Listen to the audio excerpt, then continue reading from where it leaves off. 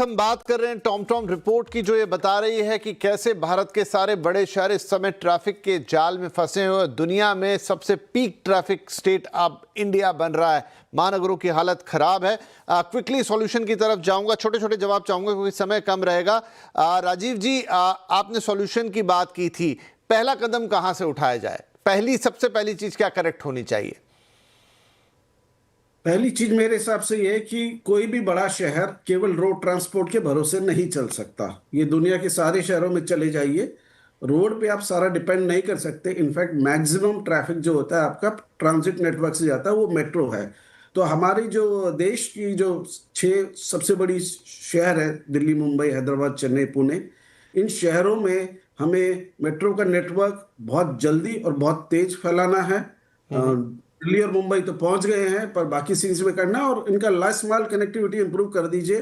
काफी हद तक ट्रैफिक मेट्रो पे जा सकता है, और ये इसका एविडेंस हमें दिल्ली से भी मिला है, मुंबई से मिला है, बैंगलोर से भी मिल रहा है। बिल्कुल, और ये रिपोर्ट भी बता रही है कि मुंबई में थोड़ी चीजें ईज आउट हुई है मेट्रो के फंक्शनल होने के बाद। जो स्थिति पहले खराब थी उसमें 5% के आसपास की इंप्रूवमेंट आई है।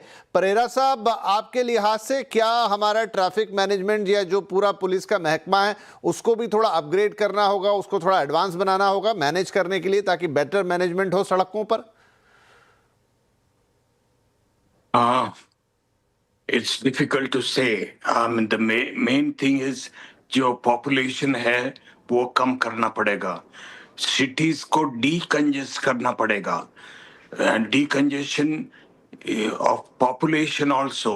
London and Toronto are examples which they've created transport systems, the rural area transports, which penetrate and go far into the interiors and not necessarily for the city only.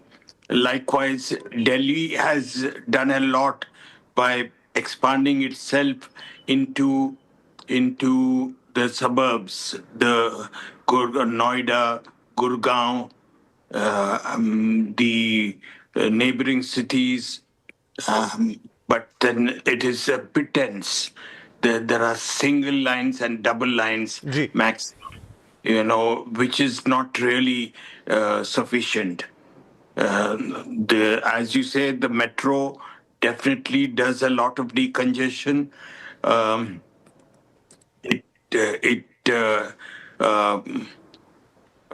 Ultimately, it is the population that matters.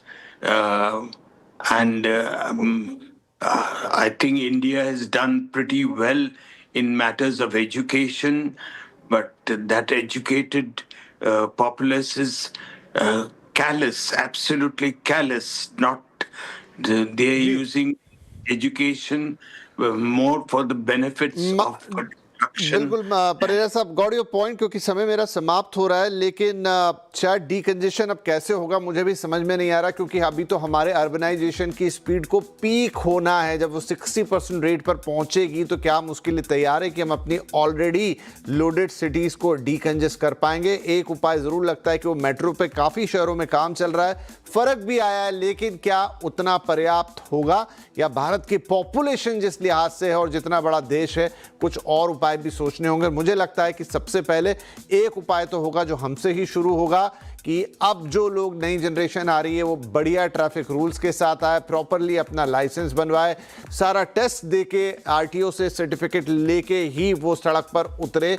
वहां का sense अगर develop हुआ तो एक बहुत बड़ा तो हिस्सा वहीं पे सुधर जाएगा। बहुत बहुत धन्यवाद। टॉपिक ज़्यादा बड़ा है, ज़्यादा समय चाहिए इसको डिस्कस करने के लिए, लेकिन फिर भी आप लोगों ने जो पॉइंट रखे हैं वो काफ़ी वैलिड है। लेट्स सी कि इस समस्या को हम कलेक्टिवली कैसे निपटेंगे। बहुत बहुत धन्यवाद।